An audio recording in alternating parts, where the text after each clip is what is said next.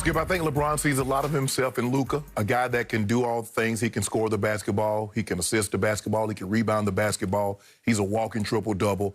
And, you know, like I said, I think he's about the same age that LeBron was when he got into the NBA.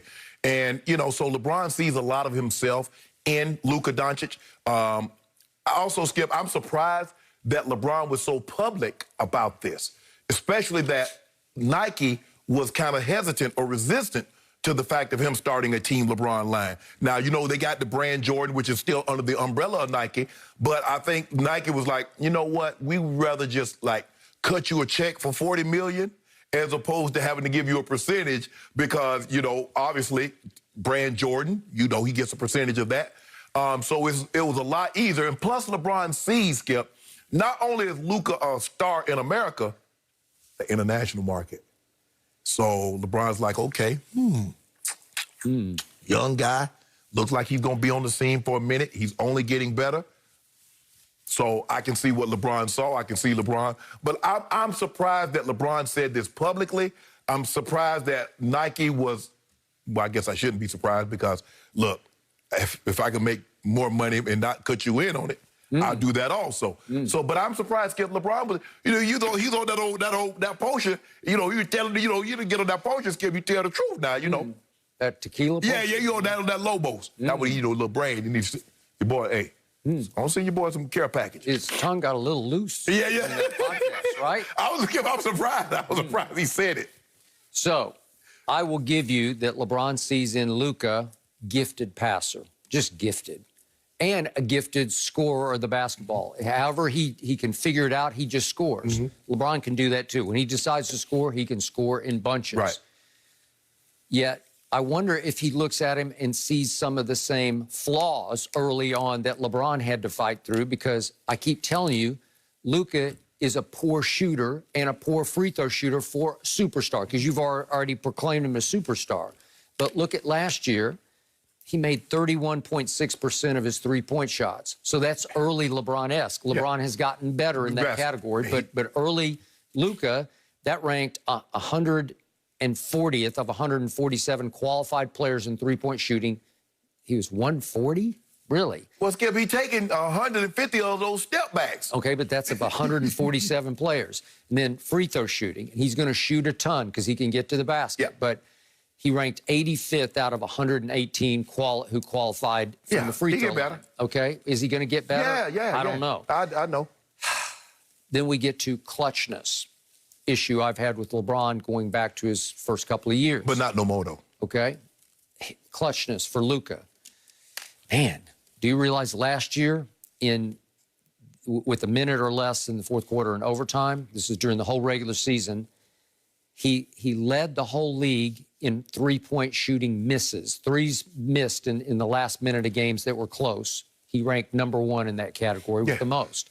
And prior to that one big shot that he hit to beat the Clippers in, what was it, Game 4 of that series, Luka had been 0 for 10 on potential game-tying or go-ahead shots in the final minute of regulation or overtime. He was 0 for 10 until he finally hit that one to beat the Clippers. So he was having big clutch issues. And finally, he was having mental and physical toughness issues because the book on him early on was, you remember that November 1st game last year at Dallas, Dwight was just, I think the book was just rough him up. Right. Just cheap shot him a little bit, knock him off his game, knock him out of sorts. Well, Skip, that's the book on all European players because they play a more free-flowing type of a ball game. So, hey, let's put bodies on them. Let's make sure they feel our presence. And so, you know, you get physical with a guy like that. But Skip, he's only 20 years old. So he'll put a little muscle, he'll put a little tone, you know, little muscle on, get in the gym. He's going to be deal with. And then, do you remember what Kyle Kuzma said after that game? Talking about defensively? Yeah. Kyle Kuzma just blurted out, we passed the ball to whoever Luka was guarding. Yeah. Okay? Yeah, you want to put him in the pick and roll, Skip. Okay.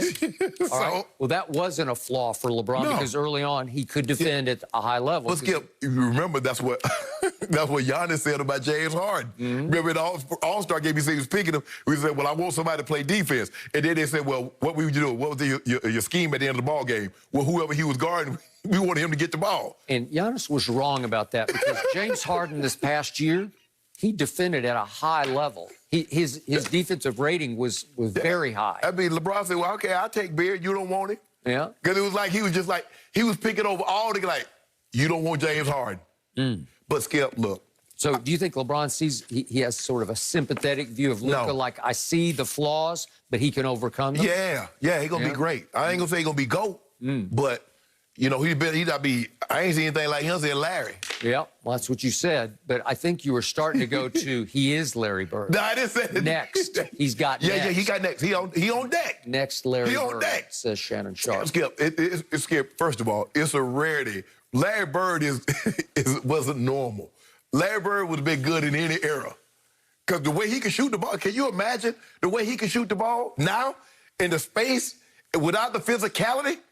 Yep. Man, Larry probably he'd average 35. Larry Bird could just flat out shoot it. He could. He could make 90% of his free throws, and three-point wasn't emphasized as much. So But he was a 50-40-90 guy. Right. He could be that. Yeah. Okay. Luka, for me, the reason I withhold my blessing of him, I don't want to see a superstar who can't shoot. No. Especially one who handles the ball. Well, I don't believe he'll ever shoot 90%. I don't believe he'll go from 75 to 90% from the free throw line. Yep. But I do believe he can be a 35, 36% three-point shooter, Skip. But you have to understand, Skip, these guys, a lot of the shots that they're taking now and making, they were frowned upon. Skip, they wouldn't allow you to shoot no step-back threes. These guys, just about everybody's shooting a step-back three now.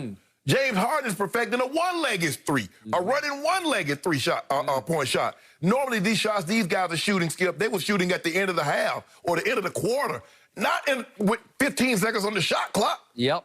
But look at that dude. Which game did the NBA put in its marquee primetime slot on Christmas evening?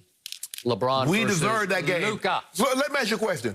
Who else did you think should be in prime time? 5 o'clock Pacific time. You guys. You should be. 8 Eastern. Yep. Okay, then. So what's the problem? Well, it should have been against the Clippers, but that's... We just played the Clippers tonight, 2 nights earlier. They punished the Clippers. They sent them to Denver. Well, go back to... You couldn't be... Well, maybe you can get your revenge. It's too late, though, but maybe. We already bet on it.